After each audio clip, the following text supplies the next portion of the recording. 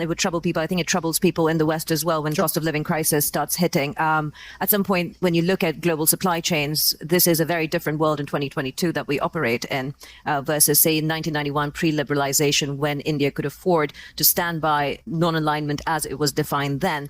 I think a lot of critics would ask you the increase in your oil imports that have happened between 2021 and 2022. It's 9 times higher as of this month. You have been questioned in terms of that increased oil import from Russia. 9 times $95 higher. a barrel for Russian oil, 119 approximately for Brent crude. Is that profiteering? Is that looking out for your own interest? What does that really mean for foreign policy in India? And how do you tie non-alignment with 9 times more oil imports out of Russia? How do you make the two meet? Well, look, first of all, I don't see a non-alignment oil connection at all. I mean, today Europe is buying oil. Europe is buying gas. I just read the new package of sanctions. Now, the package is designed in a way in which consideration has been given to the welfare of the population. So, pipelines have a certain carve out. And timelines have been given. It's not like tomorrow morning everything's going to be cut off. So people need to understand, if you can be considerate of yourself, surely you can be considerate of other people. So if a Europe says, look, we have to manage it in a way in which its impact on my economy is not traumatic, that freedom or that choice should exist for other people as well. Now, in terms of our oil purchases, we don't send people out there saying, go buy Russian oil. We send people out there saying, go buy oil. Now, you buy the best oil you can in the market. Okay. So I don't think I would attach a political messaging to that. I would also... How do you not contribute to... I mean, I know the Indian-Russian relationship is strong, but you also have issues with China. How do you then sit back and define Indian foreign policy at this point where the West seems to be quite vociferous in trying to curtail funding for the war in Ukraine, whereas by purchasing this oil for national interest, India is being asked, are you funding this war? So, look, I mean, I don't want to sound argumentative, but then tell me if buying Russian gas is not funding the war? I mean, why is it's only Indian money and oil coming to India which funds, but it's not gas coming to Europe which funds? I mean, look, somewhere, I mean, let's be a little even-handed out here. And even this, look, the whole narrative that it's gone up 9 times. I mean, it's gone up 9 times from a very low base. And it was a very low base because at that time the markets were more open. Why if countries in Europe and the West and the United States are so concerned, why don't they allow Iranian oil to come into the market? Why don't they allow Venezuelan oil to come into the market? I mean, they've squeezed every other source of oil we have. And then say, okay, guys, you must not go into the market and get the best deal for your people. I don't think that's a very fair approach. So talk to us about the second aspect. I'll give my comment at the Indian end. foreign policy is being questioned at this point when it comes to wheat bans and food bans of exports. How does that then correlate? Because we're talking about the global south and the east that is being squeezed by Russia's issues with allowing Ukrainian grains to She's be also exported. Indian, right? But by India doing the same, again, aren't those weakest people in the world being subjected to the same kind of issues from India? Do you see that as supporting Russia, or is it a completely different element that we don't understand in the West, that your perspective is different? I think answer is B. You don't understand in the West. But it isn't just the West, okay? I don't think people understand because they're not actually tracking the trade. We have been exporting wheat, okay? Typically, we export about 2 to 3 million tons. Last financial year was a better year. We exported about 7 million tons. Nice. This year, before the heat wave hit us very badly, the expectation was that we would do substantial exports, and we were open. I mean, in fact, Prime Minister himself had said on various occasions, saying, look, we see that there's a food crisis in the world and we'd like to be of help. But what we then saw was a kind of run on our wheat, a large part of it done by international traders based out of Singapore and I think to some degree maybe Dubai.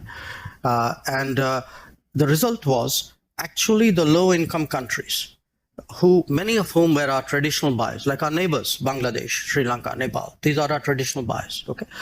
Interestingly, the Gulf buys regularly from us. I heard Dr. Tedros in the earlier session talk about Yemen. Yemen buys from us. Sudan buys from us. Okay. Now, what we saw was the low-income buyers were being squeezed out. The wheat was actually being stocked for being traded. So, in a way, our goodwill was being used for speculation. So we had to do something to stop that because it was also impacting us at home. Our prices were going up. So I want to be very clear what we have done. We have actually said, look, we're not going to give speculators an open access to the Indian market so that the Indian customer and the LDCs of the world get the short end of that. Yeah. What we are still open to doing is where we see a kind of a deserving country wanting wheat, very glad to supply it within the realm of possibility. And just for the record, I think we've done this year wheat exports to about 23 countries.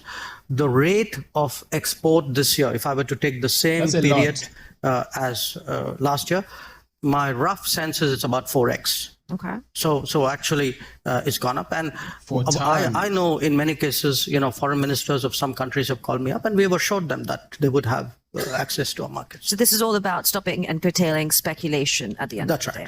And preventing a diversion to high-income countries with a greater possibility to buy, because what we saw happen with the vaccines, we don't want to see happen with the wheat, which was the rich people got vaccinated and the poor. That one is a good point. Got it. Well, that brings up a question again from the audience now, and I would like to ask, I will come to you. I want to just do one question from the online audience. What do you guys think? Which kind of follows up on your point of diversions.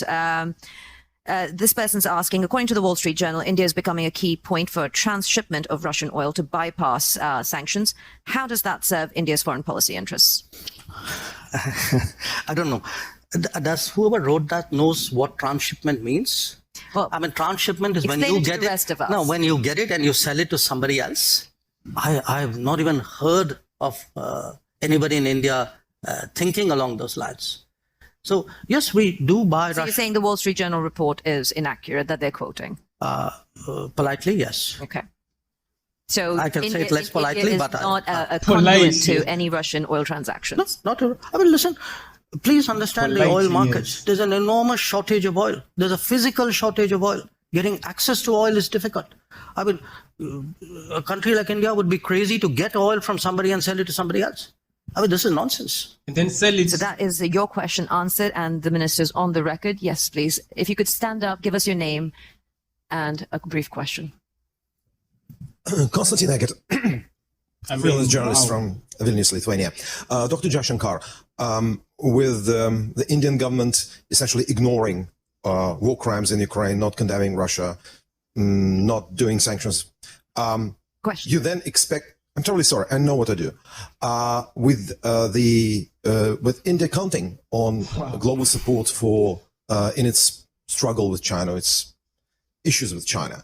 How do you think you'll be trusted by others after that? Why do you think anyone will help Delhi after you didn't help others over Ukraine? Thank you. It's an interesting question, which you might, I mean, not you, meaning you personally, but people might want to ask themselves, because if I were to take Europe collectively, which has been singularly silent on many things which were happening, for example, in Asia, you could ask, why would anybody in Asia trust Europe on anything at all? So here's the take. I don't think... Facts. I mean, first of all, I think you're mischaracterizing our position, where they have, for example, when Bucha happened, we condemned Bucha, and we actually asked for an investigation into Bucha. In terms of what is happening with the Ukraine conflict, our position is very clearly that we favor an immediate cessation of hostilities. It's not that we've ignored it, unless you call phone calls to Putin and Zelensky as ignoring something. So first, I would urge you to get the factual position accurately. Secondly, in terms of the connection you're making, look, we have a difficult relationship with China. We're perfectly capable of managing it. It's if I get global Our issue. understanding and support, obviously it is of help to me. But this idea that I do a transaction, that I come in one conflict because it will help me in conflict too, that's not how the world works. So a lot of our problems in China have nothing to do with Ukraine, have nothing to do with Russia. They predate it. And there are, if we are getting into who is silent on what issue at what point of time, I could point to a whole lot of issues on which, as I said, Europe has sort of held its peace. So, it's a great polemical point you made. So I take it in that spirit. I think as a follow-up to that, a lot of the noises I've been hearing, both in the United States and here in Europe, is on a similar train, that you have a problem with China on the border. It's been going on for decades now. It is getting worse. What position does that leave you in when it comes to seeking support if further incursions are done, further skirmishes happen at the border or within the border, to kind of echo what's happening in Ukraine in terms of sovereignty issues that are being raised? Sorry, do you mind if I interrupt you? Please do. But I want to come back to a question, the crux of the question, which I asked a few people in the political circles, in the financial circles. What's your big question? And one of the foremost geopolitical strategists on Wall Street sent me this question for you. Mm-hmm. And the question is simple. If and when the choice comes down to it, not today, not tomorrow, but in the future, and she strongly believes it will, for India, will it become, in terms of support, the US or China? And that will be kind of a defining moment that comes out of the situation that we face with Russia right now. Look, number one, why I wanted to interrupt you in a way. I'm partly reacting to the previous observation. Somewhere Europe has to grow out of the mindset that Europe's problems are the world's problems, but the world's problems are not Europe's problems. This was the point. That if it is you, it's yours. If it is me, it's ours. I think that's something, and I see, reflections of that. Again, in terms of, there is a linkage today which is being made, a linkage between China and India and what's happening in Ukraine. So come on, guys. China and India happened way before anything happened in Ukraine. So the Chinese don't need a precedent somewhere else in the world on how to, engage us or not engage us, or be difficult with us or not be difficult with us. So as I said, I just see this as frankly a not very clever argument. A very self-serving one. This idea that, your grand strategy must be about how you will choose. I will do what, as all of us do. I will weigh the situation, everybody, after all, how do countries eventually make decisions? Jaishankar, there will always be two axes at this point. I think it's an understood, accepted fact that you have the West, US-led, you have China as the next potential axis. Where does India fit into this? But are you planning to not? No, I'm sorry. That is exactly where I disagree with you. This is the construct you are trying to impose on me, and I don't accept it. I don't think it's necessary for me to join this axis or not. And if I'm not joining this, I must be with the other one. I don't accept that. I think I'm 1/5 of the world's population. I'm today the 5th or 6th largest economy in the world. Forget the history, civilization bit. Everybody knows that.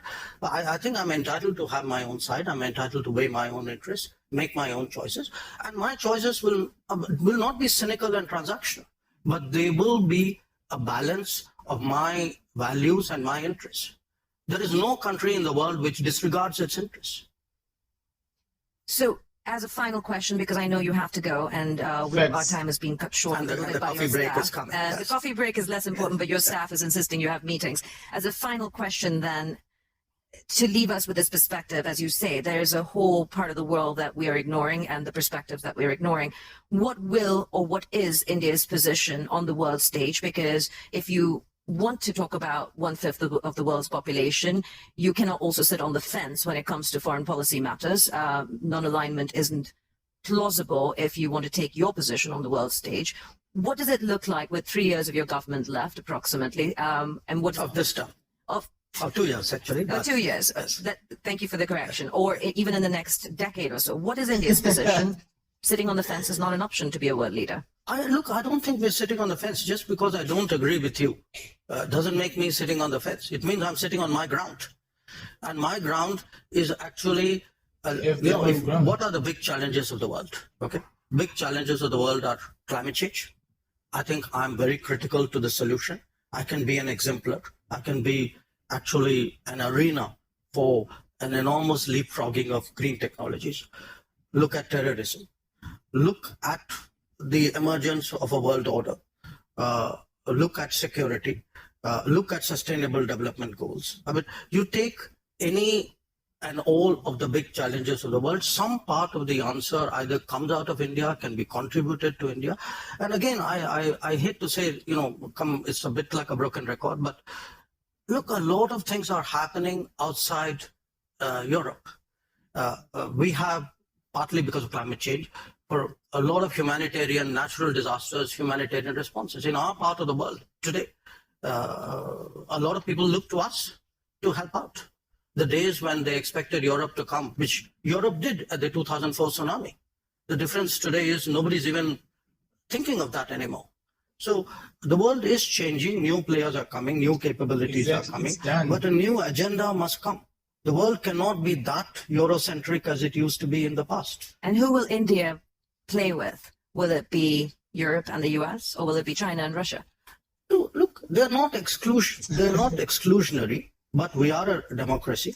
We are a market economy. We are a pluralistic society. We have laws and contracts. We have positions on international law. So I think that should give you a fair part of the answer. After all, you began the question with reference to the Quad. Even though we didn't get much time to talk about it, but the fact that you have today a grouping like the Quad, we just had its summit in Tokyo, where very important decisions were made on connectivity, on telecommunications, on supply chains, on cybersecurity, on maritime domain awareness. It should tell you something, which direction we're going. So again, I urge you that don't use necessarily a caricature version of one situation as a yardstick to pass a sweeping judgment. Because even on Ukraine, do reflect on this point. Somewhere at some point, surely the conflict has to end. Somebody will have to, a set of people, it cannot be a single country, probably not, will have to engage the players. It is our collective interest to find some kind of resolution, unless you're throwing up your hands and say this is not fixable. So at that point, I think people will need us. It says a diplomat, a career diplomat turned politician.